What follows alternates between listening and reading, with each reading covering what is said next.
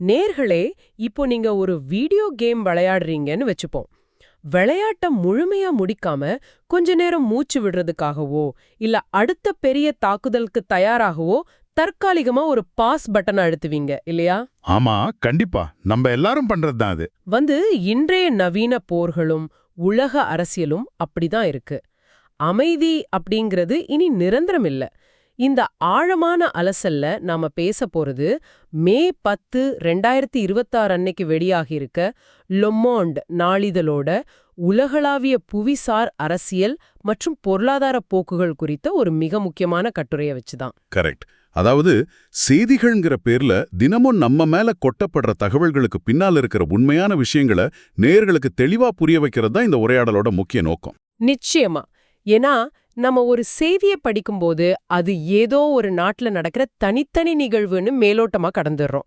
ஆனா இந்த லியோமோண்ட் கட்டுரையின் தரவுகளை ஒன்றிணைத்து பார்த்தா உலகம் முற்றிலும் புதிய கணிக்க முடியாத ஒரு காலகட்டத்துக்குள் நுழைஞ்சிட்டு இருக்குங்கிறது அப்பட்டமா தெரியுது. உண்மைதான். இது வெறும் செய்திகளோட தொகுப்பு கிடையாது. நாம வாழப்போற எதிர்கால மாற்றங்களுக்கான ரொம்ப தெளிவான ஒரு எச்சரிக்கைன்னே சொல்லலாம். சரி, அதுக்குள்ள போறதுக்கு முன்னாடி நேயர்களுக்கு ஒரு சின்ன விளக்கம். நாம பல்வேறு நாடுகளோட உள்நாட்டு அரசியல், பொருளாதார மாற்றங்கள் மற்றும் போர்கள் பத்தி பேச போறோம். ஆமா, குறிப்பா அமெரிக்கா, பிரிட்டன், ஹங்கேரின்னு பல நாடுகளை பத்தி. கரெக்ட். இதுல எந்த நாட்டின் அரசியலா இருந்தாலும் சரி, நாங்க எந்த தரப்பிற்கும் ஆதரவாகவோ எதிராகவோ இங்க பேச போவதில்ல. கட்டுரையில என்ன தரவுகள் கொடுக்கப்பட்டிருக்கோ அதை வச்சு உலகளாவிய இயந்திரம் எப்படி இயங்குதுன்னு மட்டுமே பார்க்க போறோம். ரொம்ப முக்கியமான ஒரு பதிவு இது. சரி, இப்போ விஷயத்துக்கு வருவோம். அமைதிங்கிற வார்த்தையை நாம எப்படி புரிஞ்சுக்கிறோங்கிறதுலேருந்தே தொடங்குவோம். ஆமா, மனிதர்கள் பொதுவாவே சண்டைகள் முடிஞ்சு நிம்மதியா இருக்கணும்னு தான் நினைப்பாங்க. ஆனா இன்னைக்கு அந்த அமைதி என்பதே ஒரு பெரிய மாயையா மாறிடுச்சோன்னு தோணுது. இப்போ ரஷ்யா உக்ரைன் போரை எடுத்துக்கோங்களேன். சொல்லுங்க. மாஸ்கோவில் ஒவ்வொரு வருஷமும் விக்டரி டே அணிவகுப்பு எவ்வளோ பிரமாண்டமா நடக்கும்னு நமக்கு தெரியும். ஆனா இந்த வருஷம் அது மிக மிக சிறிய அளவுல, சொல்லப்போனா ஒரு பேரளவுல நடந்து முடிஞ்சிருக்கு. ஆமா, ஆனா அது ஏன் அப்படி சுருக்கப்பட்டதுங்கிறது தான் இங்க நாம கவனிக்க வேண்டிய முக்கியமான விஷயம். உக்ரைனோட ட்ரோன் தாக்குதல்கள் தங்கள் தலைநகருக்குள்ளே நடந்துடுமோங்கிற அச்சம் மாஸ்கோவுக்கு இருந்ததா லெமோன் சுட்டிக்காட்டுது. நிஜமாவா? அவ்வளோ பெரிய வல்லரசுக்கு அந்த பயம் இருக்கா? கண்டிப்பா. ஐரோப்பிய பாதுகாப்பு நிபுணர்கள் இத மிக தெளிவா ஒரு வரியில சொல்றாங்க. அதாவது இது நம்பிக்கையின் அணிவகுப்பு அல்ல, எச்சரிக்கையின் அணிவகுப்பு அப்படின்னு.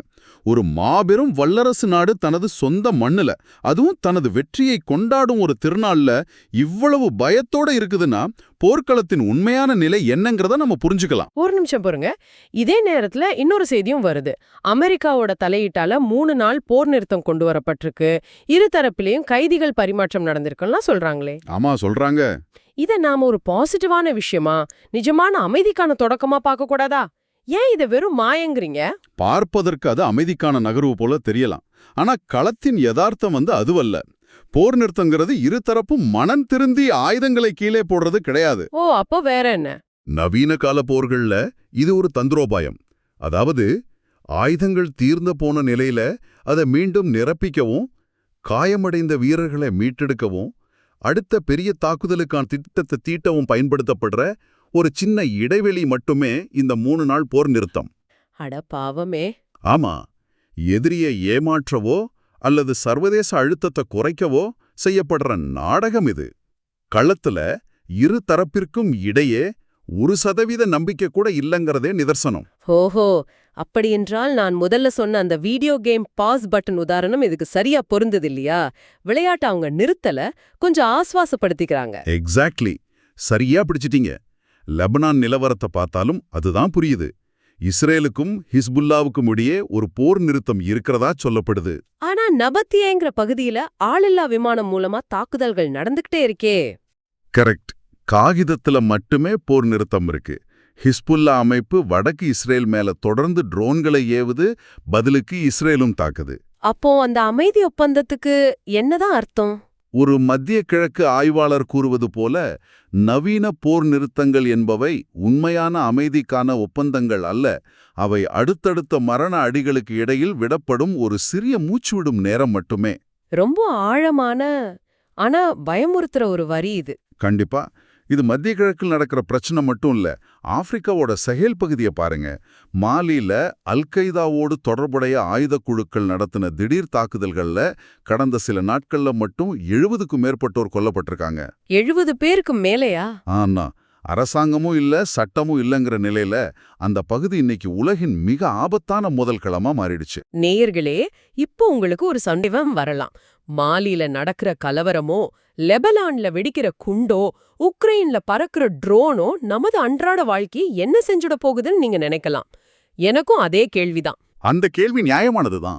இத பிரிட்டன் தனது HMS டிராகனுங்கிற அதிநவீன போர்க்கப்பல ஹோர்முஸ் நீரிணைக்கு அவசரமாக அனுப்பி இருக்கிறது ஒரு உதாரணமா வச்சு விளக்குங்களேன். ஏன் பிரிட்டன் அங்க ஒரு கப்பல் அனுப்பணும்? அந்த கேள்வியில தான் உலக பொருளாதாரத்தோட ரகசியமே அடங்கியிருக்கு. இப்போ ஹோர்முஸ் நீரிணைங்கிறது ஒரு பிரம்மாண்டமான பலாயிரம் வாகனங்கள் அதிவேகமா செல்ற ஒரு தேசிய நெடுஞ்சாலையில இருக்கிற ஒரே ஒரு சின்ன சுங்கச்சாவடின்னு, அதாவது டோல்கேட்னு கற்பனை செஞ்சுக்கோங்க. சரி, வச்சுப்போம். உலகின் ஒட்டுமொத்த கச்சா எண்ணெய் மற்றும் எரிவாயு வர்த்தகத்துல ஒரு கணிசமான பகுதி அந்த சின்ன சுங்கச்சாவடியை கடந்துதான் வந்தாகணும். இப்போ ஈரானுக்கும் மேற்கத்திய நாடுகளுக்கும் இடையே பதற்றம் உச்சத்துல இருக்கு. யாராவது ஒருவர் அந்த சுங்கச்சாவடியை இழுத்து மூடிட்டா என்ன ஆகும்? மொத்த போக்குவரத்தும் ஸ்தம்பித்துவிடும், கப்பல்கள் வராது, சரக்குகள் தேங்கும். அவ்வளவுதான். உலக பொருளாதாரத்தோட கழுத்து அது நெருக்கி ஆரம்பிச்சிடும். கப்பல் போக்குவரத்து தடைபட்டா உடனடியா பெட்ரோல் மற்றும் டீசல் விலை எகிரும். ஆமா, அதைத் தொடர்ந்து எல்லா அத்தியாவசிய பொருட்களின் விலையும் ஏறும் இல்லையா? கண்டிப்பா. அதனாலதான் நேட்டோ நாடுகளும் பிரிட்டனும் அங்க போர்க்கப்பல்களை குவித்து அந்த பாதையை பாதுகாக்கும் முயற்சியில இறங்கியிருக்காங்க. இன்னைக்கு போர்கள் வெறும் நிலத்துக்காக நடப்பதில்ல, உலக பொருளாதாரத்தை கட்டுப்படுத்துற இப்படிப்பட்ட இடங்களுக்காக தான் நடக்குது. இப்ப புரியுது. இந்த ஹோர்முஸ் நீரிணையில கப்பல்கள் தாமதமானா நம்ம ஊரு சூப்பர் மார்க்கெட்ல பொருட்களின் விலை உயரும்னு சொல்றீங்க. ஆமா, 100%. அந்த விலைவாசி உயர்வு நேரா எங்க எதிரொலிக்குது தெரியுமா? மக்களோட வாக்குச்சாவடிகள்ல. இதத்தான் நம்ம அடுத்து பார்க்க போறோம்.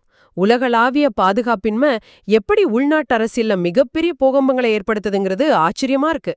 கரெக்ட். அது ரொம்ப இன்ட்ரெஸ்டிங்கான பகுதி. முதல்ல அமெரிக்காவை எடுத்துக்குவோம். ட்ரம்ப் நிர்வாகத்தின் வர்த்தக கொள்கைகள், வெளிநாட்டு பொருட்களுக்கான வரிகள்னு பல அதிரடி முடிவுகளுக்கு மத்தியிலையும் அமெரிக்க பொருளாதாரம் எப்படியோ தாக்குப்பிடிச்சு நிக்குதுன்னு செய்திகள் சொல்லுதே, அது எப்படி சாத்தியம்? பொருளாதாரம் தப்பிச்சு நிக்குதுங்கிறது ஒரு மேலோட்டமான பார்வை மட்டும்தான்.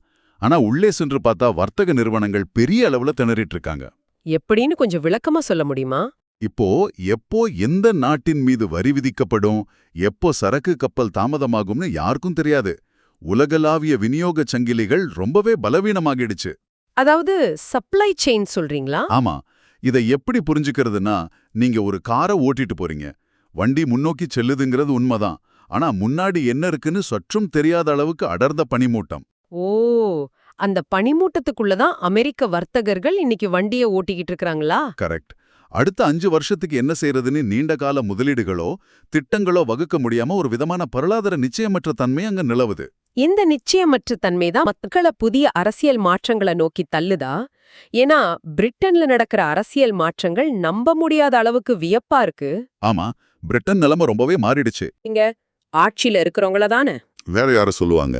காலம் காலமா இருக்கிற கட்சிகளை தூக்கி எரிஞ்சிட்டு புதுசா யாராவது வரமாட்டாங்களான்னு மாற்று வழியை தேடுவீங்க. அதுதான் பிரிட்டன்ல நடக்குது.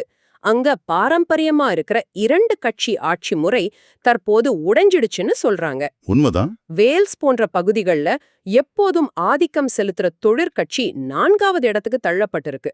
மாறாக நைஜல் ஃபெராட் தலைமையிலான ரிஃபார்ம் UK வெறும் போராட்ட குழுவா இல்லாம ஒரு மிகப்பெரிய அரசியல் சக்தியா விஸ்வரூபம் எடுத்திருக்கு. இதை எப்படி பாக்குறது? இது மக்களோட கோபத்தின் நேரடி வெளிப்பாடு. பொருளாதார நிலைத்தன்மை இல்லாதப்போ வாக்காளர்கள் பாரம்பரிய கட்சிகள் மேல நம்பிக்கை இழக்கிறாங்க. அவங்க சொல்ற பழைய தீர்வுகள் இனி வேலைக்கு ஆகாதுன்னு முடிவுக்கு வந்துடுறாங்க. அப்போ மக்கள் எதைத்தான் விரும்புறாங்க? பிரிட்டன் இப்போ ஒரு பிளவுபட்ட ஜனரஞ்சக அரசியலை நோக்கி நகர்ந்துட்டு இருக்கு. அதாவது, உங்களுக்கு உடனடியா தீர்வு தர்றோம், வெளிநாட்டவரை வெளியேற்றுறோம், பழைய பெருமையை மீட்கிறோன்னு எளிமையாவும் உணர்ச்சிகரமாவும் பேசுற தலைவர்களை மக்கள் நம்ப தொடங்குறாங்க. ஓ, இது ஜனநாயக அமைப்புகள் எப்படி மக்களின் பொருளாதார வழியை உள்வாங்கி புதிய வடிவம் எடுக்குதுங்கிறதுக்கான தெளிவான சான்றுன்னு சொல்லலாம். ஆமா, ஆனா இதுல ஒரு பெரிய முரண்பாடு இருக்கு. கவனிச்சிங்களா? பிரிட்டன் மக்கள் பழைய அமைப்பை தூக்கி எறிஞ்சிட்டு புதிய ஜனரஞ்சக அரசியலை ருசித்து பார்க்க ஆசைப்படுறாங்க. ஆனா ஹங்கேரியில இதுக்கு நேர்மாறான பாதையில அல்லவா பயணிக்கிறாங்க. கரெக்டா சொன்னீங்க. அங்க என்ன நடக்குதுன்னு பாருங்க. அங்க விக்டர் ஓர்பனோவோட நீண்டகால ஜனநாயக தேசியவாத ஆட்சி முடிவுக்கு வந்து பீட்டர் மக்கியார் பிரதமராக பதவியேற்றிருக்கார். இவர் சட்டத்தின் ஆட்சி மற்றும் ஐரோப்பிய ஒன்றியத்திற்கு ஆதரவான ஜனநாயக சீர்திருத்தங்களை முன்னெடுப்பவர்னு லெ மான் சொல்லுது. ஆமா, ஒரே நேரத்துல ஒரே ஐரோப்பிய கண்டத்துல ஏன் இப்படி இரண்டு மாறுபட்ட அரசியல் மனநிலைகள், மக்கள் வேற வேற டயட்டுகளை முயற்சி பண்ற மாதிரி இருக்கு? இது மிகச்சிறந்த கேள்வி. ஆனா இது முரண்பாடு அல்ல. மாறாக இதுவும் அதே பொருளாதார நிச்சயமற்ற தன்மையோட விளைவுதான். எப்படின்னு கொஞ்சம் சொல்லுங்க. ஹங்கேரி மக்கள் பல வருஷங்களா விக்டர் ஓர்பனின் தீவிர தேசியவாதத்தை ஆதரிச்சாங்க. ஆனா அதனால ஏற்பட்ட சர்வதேச தடைகள், ஐரோப்பிய ஒன்றியத்துடனான தொடர் மோதல்கள் அவங்களோட பொருளாதாரத்தை நசுக்கிடுச்சு. ஓ, அப்ப அங்க தேசியவாதம் வேலை செய்யல. ஆமா, ஒரு கட்டத்திற்கு பிறகு எங்களுக்கு இந்த உணர்ச்சிகரமான அரசியல் வேண்டாம், எங்கள் வாழ்க்கையை ஓட்ட நிலையான பொருளாதாரம் போதுங்கிற மனநிலைக்கு வந்துட்டாங்க. புடாபெஸ்ட் நகரத்தைச் சேர்ந்த ஒரு வாக்காளர் இத மிக சரியா சொல்றார். அவர் என்ன சொல்றார்? மக்கள் மாற்றத்திற்காக மட்டும் வாக்களிக்கவில்லை, நிம்மதிக்காக வாக்களித்தார்னு சொல்றார். ஒரு நாட்டுல தேசியவாதம் புதிதா முளைக்குது, இன்னொரு நாட்டுல அதே தேசியவாதம் மக்களை சோர்வடைய செய்து பாரம்பரிய அரசியலுக்கு திருப்புது. ஆனா ரெண்டுக்கும் அடிப்படை காரணம் ஒண்ணுதான், பொருளாதார ஸ்திரத்தன்மை மீதான ஏக்கம்தான், இல்லையா? 100க்கு 100 உண்மை. மக்கள் தங்கள் தட்டுகள்ல உணவு குறையும்போது அரசியல் சித்தாந்தங்களை தாண்டி உயிர் வாழ்வதற்கான நிம்மதிக்கான வழியை தான் தேடுறாங்க. இது உண்மையிலேயே ஆச்சரியமான ஒரு உளவியல். சரி, அரசியல் மற்றும் போர்களை பத்தி நிறைய பேசிட்டோம். ஆனா நம்முடைய பௌதீக உலகம், அதாவது நாம தொட்டு உணரக்கூடிய இந்த பிசிக்கல் உலகம், தொழில்நுட்பத்தாலும் நுண்கிருமிகளாலும் எவ்வளவு வேகமா மாறிக்கிட்டு இருக்குங்கிறத நாம கட்டாயம் பேசியாகணும். நிச்சயமா, அது ரொம்ப முக்கியமான பகுதி. அமெரிக்காவோட விர்ஜீனியா மாநிலத்துல உலகின் 12% ஏஐ டேட்டா சென்டர் திறன் அமைஞ்சிருக்கு. ஆனா அங்க உள்ள மக்கள் இந்த டேட்டா சென்டர்களுக்கு எதிரா கடுமையா போராடுறாங்க. ஆமா, அது ஒரு பெரிய செய்தியா வந்துட்டு இருக்கு. ஒரு நிமிஷம், தொழில்நுட்பம் வளர்ந்தா வேலை வாய்ப்பு கிடைக்கும், ஊர் வளரும். அதை ஏன் உள்ளூர் மக்கள் எதிர்க்கணும்? ஏன்னா தொழில்நுட்பங்கிறது வெறும் நம்ம மொபைல் ஸ்கிரீன்ல நடக்கிற மாயாஜாலம்னு நாம நினைச்சுக்கிட்டு இருக்கோம். ஆனா அதன் பின்னாடி ஒரு பிரம்மாண்டமான பௌதிக அமைப்பு இயங்குது. அது என்ன அமைப்பு? நாம சாட் ஜிபிடி கிட்ட ஒரு சாதாரண கேள்வி கேட்கும்போது அது தானா காத்துல இருந்து பதில் சொல்லிடாது. எங்கோ ஒரு டேட்டா சென்டர்ல இருக்கிற பல்லாயிரக்கணக்கான சர்வர்கள் மூளை போல அதிவேகமா வேலை செய்யுது. சரி. அப்படி தொடர்ந்து வேலை செய்யும்போது அவை அளவுக்கு அதிகமா சூடாகும். அந்த சூட்டை தணிக்க வெறும் ஏசி மிஷின்கள் பத்தாது. பல மில்லியன் லிட்டர் குடிநீரை ஊற்றி அந்த சர்வர்களை குளிரூட்டுறாங்க. விர்ஜீனியா மக்கள் கொந்தளிப்பது இதனாலதான். ஒரு நிமிஷம், நீங்க சொல்றத பார்த்தா சாட் ஜிபிடி தண்ணி குடிக்குதா? ஆமா, அப்படிதான் சொல்லணும். அதாவது ஏஐங்கிறது கண்ணுக்கு தெரியாத மேகக்கூட்டங்கள்ல மிதக்கிற ஒரு சாஃப்ட்வேர் கிடையாது. அது நமது ஊர் குடிநீரை உறிஞ்சு குடிக்கிற, இரவு பகலா சத்தமிடுற ஒரு மாபெரும் தொழிற்சாலைங்கிறீங்க. சரியா பிடிச்சிட்டீங்க. அது மட்டும் இல்ல, அந்த சர்வர்கள் இயங்குவதற்கு தேவைப்படும் மின்சாரம் ஒரு முழு நகரத்தோட தேவைக்கு சமமானது. சர்வர்களை குளிரூட்டும் ராட்சச விசிறிகள் எழுப்பும் சத்தம் அந்த பகுதி மக்களோட அமைதியை கெடுக்குது. ரொம்ப கொடுமையா இருக்கே.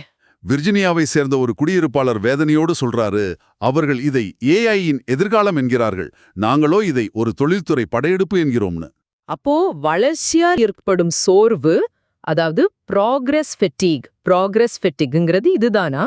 ஆமா, அதிவேகமா வளரும் தொழில்நுட்பம் மனித குலத்திற்கு நன்மைகளை தந்தாலும் அது நம்முடைய நீர், நிலம், மின்சாரம் ஆகியவற்றை ஆக்கிரமிக்கும் போது இந்த புதிய உளவியல் நெருக்கடியை உருவாக்குது. இது ஒரு பக்கம்னா, இன்னொரு பக்கம் இயற்கையும் நுண்கிருமிகளும் கூட நம்ம தொடர்ந்து அச்சுறுத்திக்கிட்டே இருக்கு.